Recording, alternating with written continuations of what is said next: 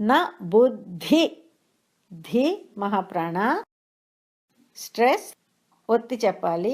నా బుద్ధి భే భే మహాప్రాణ భేదం. ద హియర్ ఇస్ అల్పప్రాణ, నో హార్ష్ సౌండ్ ఫర్ ద. భేదం. నా బుద్ధి భేదం, నా బుద్ధి భేదం జనయేత్ జనయేత్. నా బుద్ధి భేదం జనయేత్ అజ్ఞానాం అజ్ఞానాం కర్మ సంగినాం కర్మ సంగినాం అజ్ఞానాం కర్మ సంగినాం. నా బుద్ధి భేదం జనయేత్ అజ్ఞానాం కర్మ సంగినాం. జోషయేత్ జోష ష లైక్ ఇన్ షణ్ముఖ.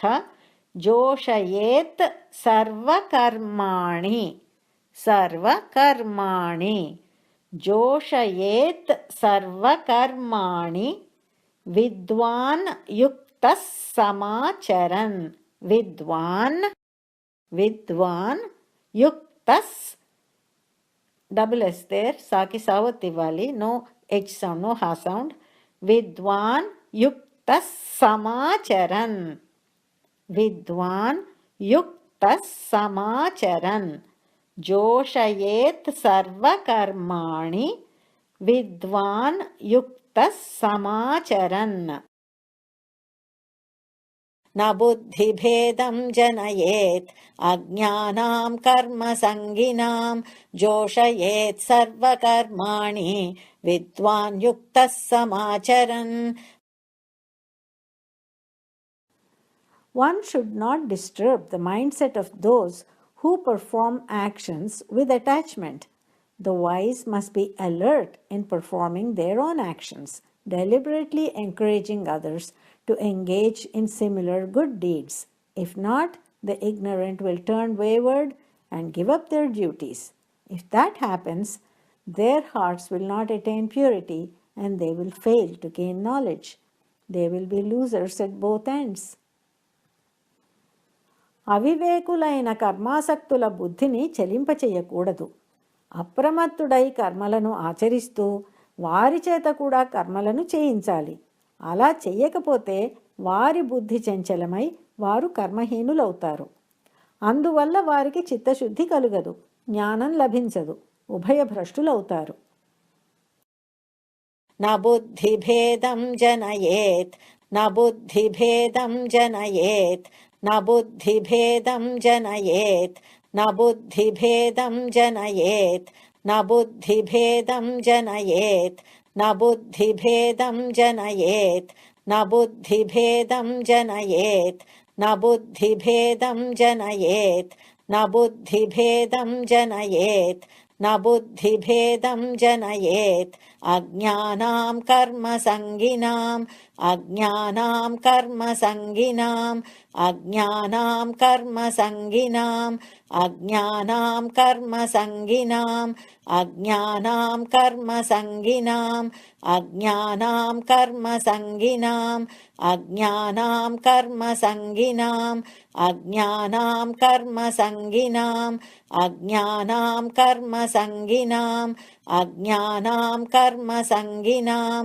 నా బుద్ధిభేదం జనయేత్ అజ్ఞానాం కర్మ సంగినాం నా బుద్ధిభేదం జనయేత్ అజ్ఞానాం కర్మ సంగినాం నా బుద్ధిభేదం జనయేత్ అజ్ఞానాం కర్మ సంగినాం నా బుద్ధిభేదం జనయేత్ అజ్ఞానాం కర్మ సంగినాం నా బుద్ధిభేదం జనయేత్ అజ్ఞానాం కర్మ సంగినాం నా బుద్ధిభేదం జనయేత్ అజ్ఞానాం కర్మ సంగినాం నా బుద్ధిభేదం జనయేత్ అజ్ఞానాం కర్మ సంగినాం నా బుద్ధిభేదం జనయేత్ అజ్ఞానాం కర్మ సంగినాం నా బుద్ధిభేదం జనయేత్ అజ్ఞానాం కర్మ సంగినాం నా బుద్ధిభేదం జనయేత్ అజ్ఞానాం కర్మ సంగినాం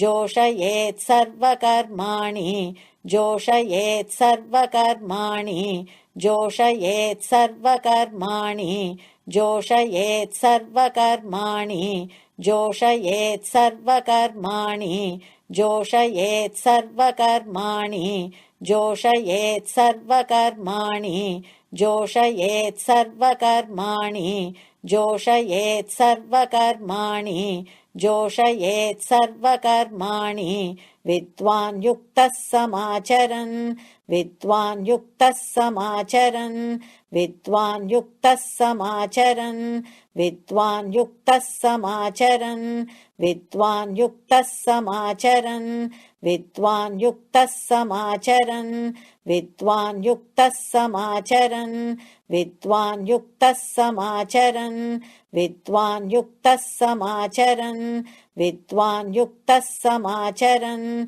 जोषयेत् सर्वकर्माणि विद्वान् युक्तः समाचरन् जोषयेत् सर्वकर्माणि विद्वान् युक्तः समाचरन् जोषयेत् सर्वकर्माणि विद्वान् युक्तः समाचरन् जोषयेत् सर्वकर्माणि विद्वान् युक्तः समाचरन् जोषयेत् सर्वकर्माणि विद्वान् युक्तः समाचरन् जोषयेत् सर्वकर्माणि विद्वान् युक्तः समाचरन् जोषयेत् सर्वकर्माणि विद्वान् युक्तः समाचरन् जोषयेत् सर्वकर्माणि विद्वान् युक्तः समाचरन् जोषयेत् सर्वकर्माणि विद्वान् युक्तः समाचरन् जोषयेत् सर्वकर्माणि विद्वान् युक्तः समाचरन् न बुद्धिभेदं जनयेत् अज्ञानां कर्मसङ्गिनां जोषयेत् सर्वकर्माणि विद्वान् युक्तः समाचरन् न बुद्धिभेदं जनयेत् अज्ञानां कर्मसङ्गिनां जोषयेत् सर्वकर्माणि विद्वान् युक्तः समाचरन् न बुद्धिभेदं जनयेत् अज्ञानां कर्मसङ्गिनां जोषयेत् सर्वकर्माणि विद्वान् युक्तः समाचरन् न बुद्धिभेदं जनयेत् अज्ञानां कर्मसङ्गिनां जोषयेत् सर्वकर्माणि विद्वान् युक्तः समाचरन् न बुद्धिभेदं जनयेत् अज्ञानां कर्मसङ्गिनां जोषयेत् सर्वकर्माणि विद्वान् युक्तः समाचरन् न बुद्धिभेदं जनयेत् अज्ञानां कर्मसङ्गिनां जोषयेत् सर्वकर्माणि विद्वान् युक्तः समाचरन् न बुद्धिभेदं जनयेत् अज्ञानां कर्मसङ्गिनां जोषयेत् सर्वकर्माणि विद्वान् युक्तः समाचरन् न बुद्धिभेदं जनयेत् अज्ञानां कर्मसङ्गिनां जोषयेत् सर्वकर्माणि विद्वान् युक्तः समाचरन् न बुद्धिभेदं जनयेत् अज्ञानां कर्मसङ्गिनां जोषयेत् सर्वकर्माणि विद्वान् युक्तः समाचरन् न बुद्धिभेदं जनयेत् अज्ञानां कर्मसङ्गिनां जोषयेत् सर्वकर्माणि विद्वान् युक्तः समाचरन्